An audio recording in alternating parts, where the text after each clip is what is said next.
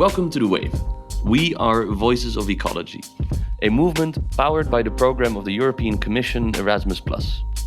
Wave brings youth voices to the forefront, from real-life interviews with youth in eco-villages to exploring degrowth and youth climate negotiators.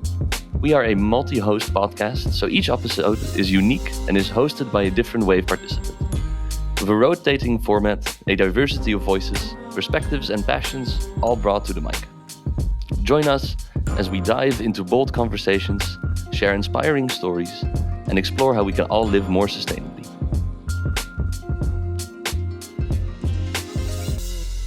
Hello and welcome. I'm Teun. I'm one of the Wave ambassadors here in Belgium, and I will be your host today. Today we're going to be talking about a very important topic, climate disinformation, and to talk with me today is Stefano. Stefano, why don't you introduce yourself and tell us why should people care about this topic? Yes. So, hi, good morning, and thanks for the invite, Teun. So, my name is Stefano Cisternino. I'm a scientific communicator that at the moment is working at the intersection of climate policy, disinformation, and public engagement. I currently lead the communication on circular economy at ECOLISE Europe. And before that, I work at the European Commission for different director generals, always covering the scientific communication on environmental topics.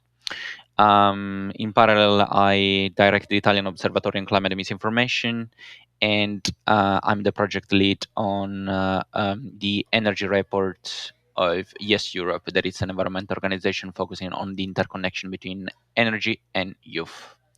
Today, we're talking about climate disinformation because it's, let's say, a growing problem at if we're focused only on Europe at the European level, but it's a worldwide problem, and it didn't happen overnight. I came to climate disinformation through mostly frustration.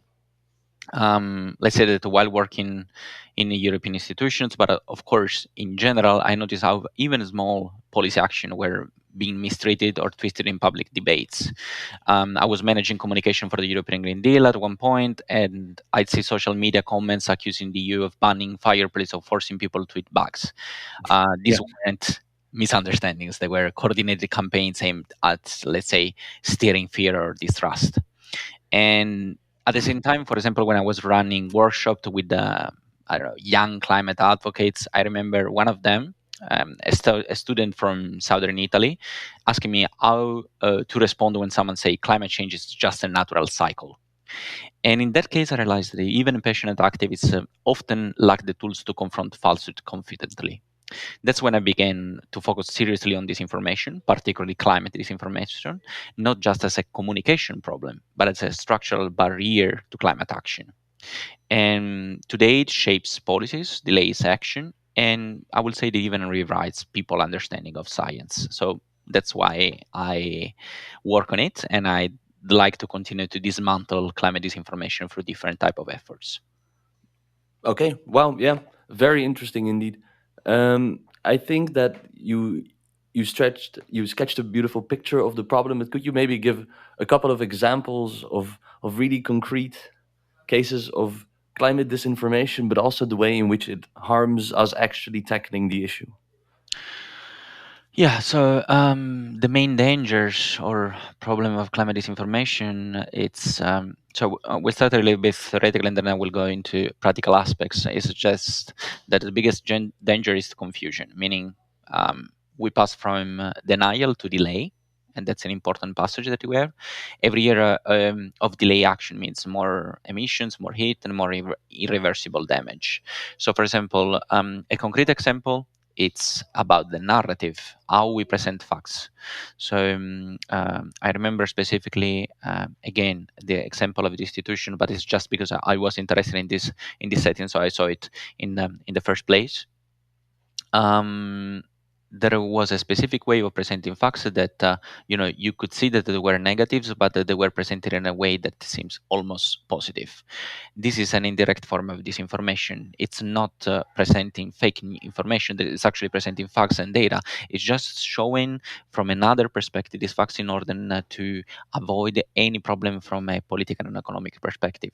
And this, of course, impacts the understanding from the audience and from those that are interested in the process. That's a really big danger that can be defined as form of confusion or delay or climate delay. And it works on multiple ways. It creates false choices that we can, for example, either save the economy or the planet. Second, it push blame onto individuals. In this case, one example that came quite often was about the agriculture sector. The agriculture sector tend to be almost the scapegoat of a lot of disinformation strategies. The attention it's always on farmers and how they pollute, how they don't understand that they should be compliant to climate measure, climate policies. Right. And the main point is that it's in itself a strategy to blame the weakest part of the entire process.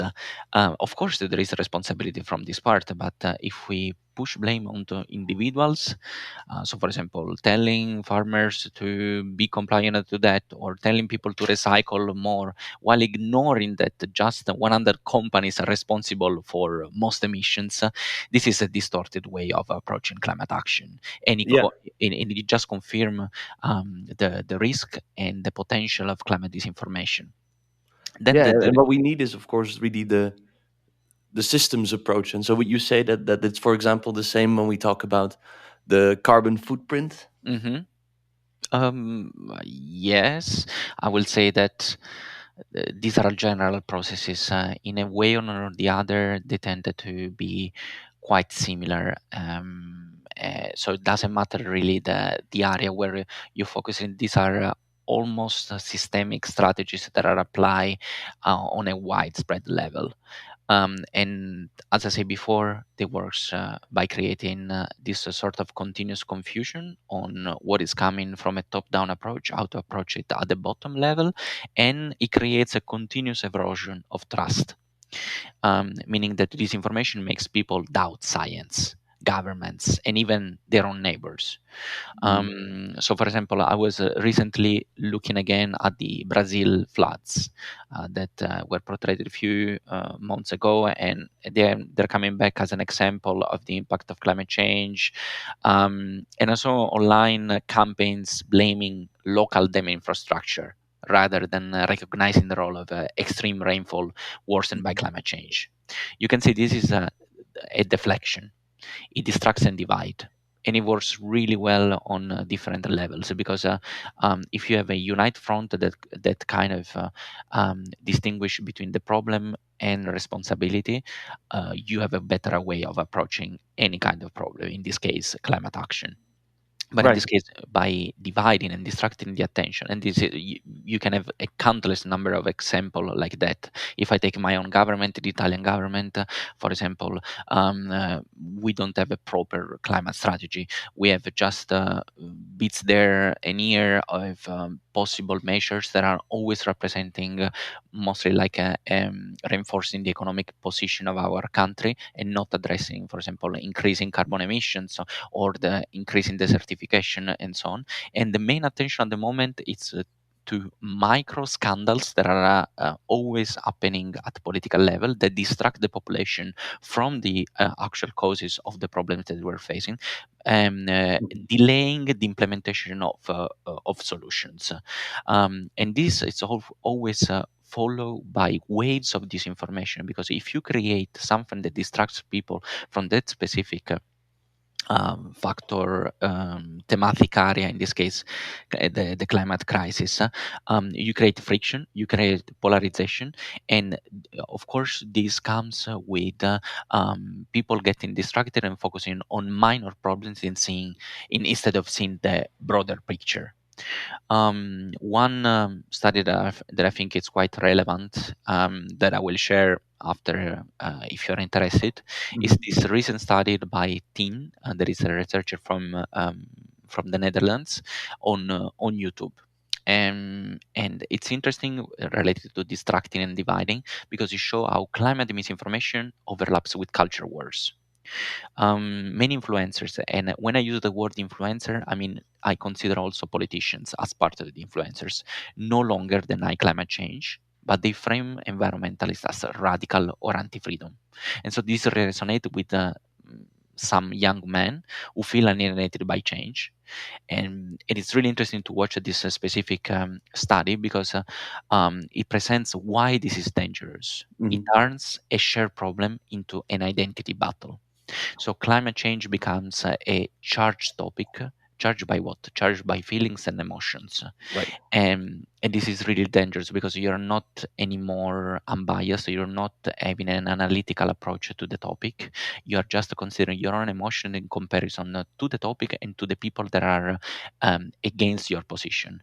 And this is the basis of what has been defined as a culture war. So it's not anymore a scientific problem, it's a culture problem. Yeah.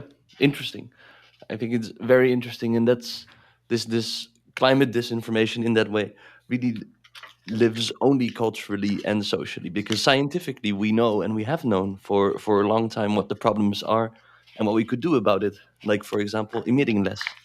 Hmm. Um, so as you say, it is a very structural issue, and we see this almost everywhere across all topics. But could you maybe tell us a little bit about the history and the origins, or Yeah. specifically of climate disinformation?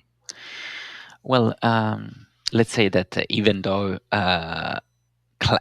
disinformation per se always existed, it's something that it's systemic. It's embedded in the way that we create laws, policies, and communicate about them. And of course, this kind of through a cascade effect um, expand through every single layers and class of our own society on a worldwide level. But if we're talking about the history of climate disinformation, it goes back over 40 years, as early as the 1970s. So in this case, fossil fuel companies, just to say some names, Exxon knew from their own research that burning coal and gas was warming the planet. Hmm. But their internal scientists warned them clearly. But rather than act on that knowledge, the companies launched a public relation campaigns to protect their own profits. And They, Shell just as much, of course. The yes, whole yes, climate case in the Netherlands was against absolutely. that. Absolutely. Exxon is just an example, but all the major fossil fuel companies that were involved in this process, in this case, as I said before, we're not talking about denying. We're always talking about delaying or twisting the truth in a way that it shows some form of commitment. And that's where we enter in the field of greenwashing. And at the same time, defining ways that present the topic as secondary, not so relevant for the evolution from an economic, political, and social perspective. And this, of course, creates doubt. So, in this Yeah. case, continue with the example, they founded the Heartland Institute, another think tank, to question the science behind climate change. And this is really dangerous because in this case you create an entire science class or entire group of scientists that they don't, let's, I will use the word serve, they don't use science as a tool to enlighten people about what is happening, but actually to change reality in favor of specific political and economic interests. And this Hmm. is really dangerous because science has always been the backbone of the evolution of our society from different type of perspective. And so if there is a part that is against what is considered as common knowledge, this is a really huge problem. So the early phase was pure denial. We started with that, but then we moved quite quickly to delayism. So the main, Hmm. let's say, sentences or quotes were the climate isn't changing, the models are wrong. But as evidence mounted, this became harder to defend. So they evolved in a direction where the message shifted. So yes, the climate is changing, but it's natural. Or later, humans are involved, but it's not too urgent. Hmm. So today we're in the so-called third phase, what researchers now call post-denial or climate obstruction.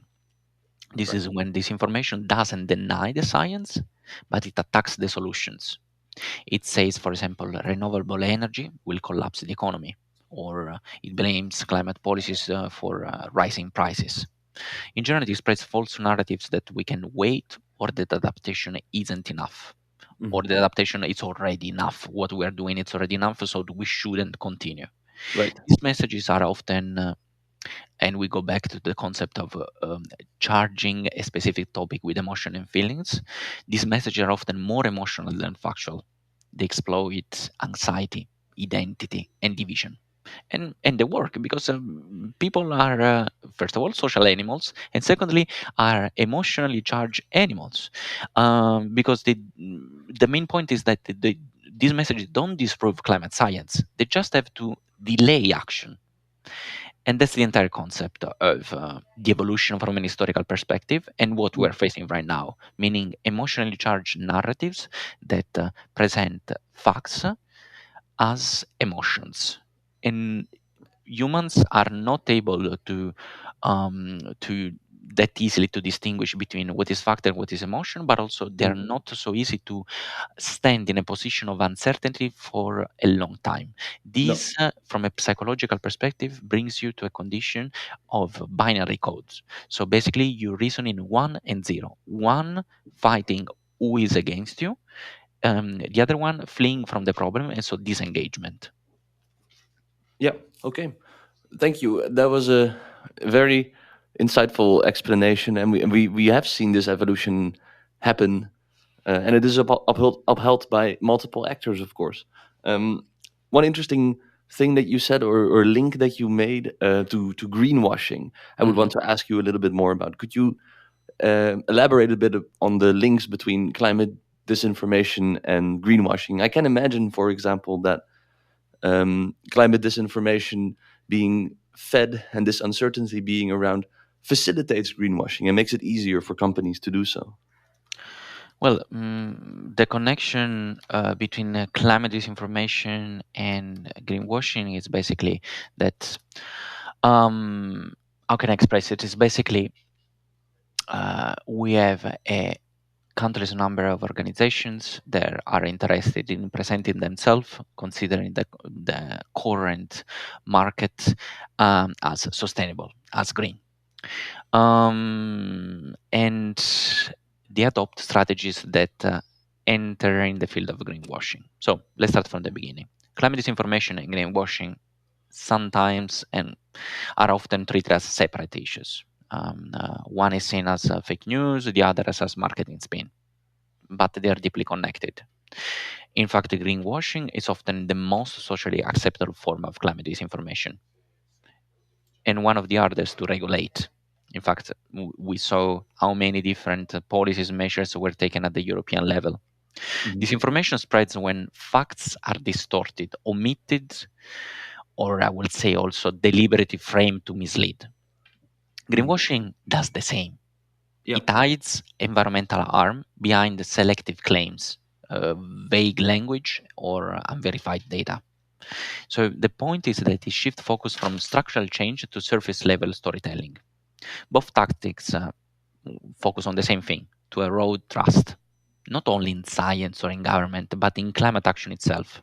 Mm. So, for example, when we talk about companies that exaggerate their green credential, or when institutions communicate inconsistently, people stop believing that change is real or possible. Why we are having a rise in different far right parties and movements is because people believe in the so-called in this in the so-called in the idealization of the past. So in a period where this kind of doubts, this kind of inconsistency between emotion, feelings, and values were not present. Everything was linear. This, of course, it's not even an idealization. This is basically presenting a fake past that didn't exist, Yep. and we cannot go back. But it creates an entire narrative that is in favor of conservative and far right narratives and movements, reinforcing the idea that climate action and environmental activism, measures that from a scientific but also a rational perspective will help the entire humanity to continue to exist, are something nonsensical, are something that will hinder our already fragile economic and political conditions, but they are based on nothing. There are no foundation on which this narrative is based. Mhm. And there is another, None other than emotions yeah, being exploited and manipulated. Yeah. and there is another link. Both disinformation and greenwashing thrive in moments of transition. What we're experiencing right now, it's a period of transition. There are many historians that mention quite a lot that, I really like to mention this small quote in Latin that I will translate, of course. Historia magistra vitae filia temporis. That means history is the mistress of life, and daughter. And daughter of time. And what it means by that, that we're repeating a specific pattern that interested at the beginning of the First and Second World War. So moments of transitions and moments of tension. And as climate policies become more ambitious, so do the attempts to soften their impact, delay implementation, or reframe them as already achieved. And Mhm. if we have a really unstable geopolitical situation, this kind of ambition that comes with climate policy, and I wouldn't even say ambition, because we're not talking about something ambition, we're talking about something that would help economies grow in a specific way, help society progress in a way that they can survive, even though we already surpass or went over quite a lot of the planetary boundaries. If I remember correctly, at the moment we're at 6, that we already, Yep. yeah, okay. Mhm. So in this case, words like carbon neutral, net zero, nature positive, first of all, they are everywhere, but often without clear definition, times or accountability. So if I don't know, I'm a journalist and I continue to write articles that are based on a narrative that is doom and gloom. Plus, I include this buzzword, carbon neutral, net zero, natural positive, but I don't give definition. I don't give a practical explanation why you, farmer from the Netherlands or a citizen from that specific country, should care about that. I'm part of the problem. I'm creating basically a auto-reinforcing loop of greenwashing, even in my own narrative, and this can be exploited by basically everyone that is interested in delaying these Mhm. processes. Yeah. And this confusion, as I say, it's not accidental. No. It is often part of a strategy to protect existing interests, to avoid scrutiny, or to weaken the urgency of regulation. Uh, As a friend of mine once said, sometimes nuance is bad. yes, yes. Um, and Um, uh, one thing that yeah, I think I want to ask, but that I also imagine listeners would want to know, in these dire times, both politically but also in the terms of the climate, what do we do against this climate disinformation? How do we tackle it? How do we give people oof. narratives that maybe bring more hope and more action into the world? Thank you for listening to the Wave podcast. We are voices of ecology. If you're inspired to act, share, and learn, connect with us, then follow us on Instagram at Wave Project EU and share the episode with another person today. Every bit keeps the wave moving forward.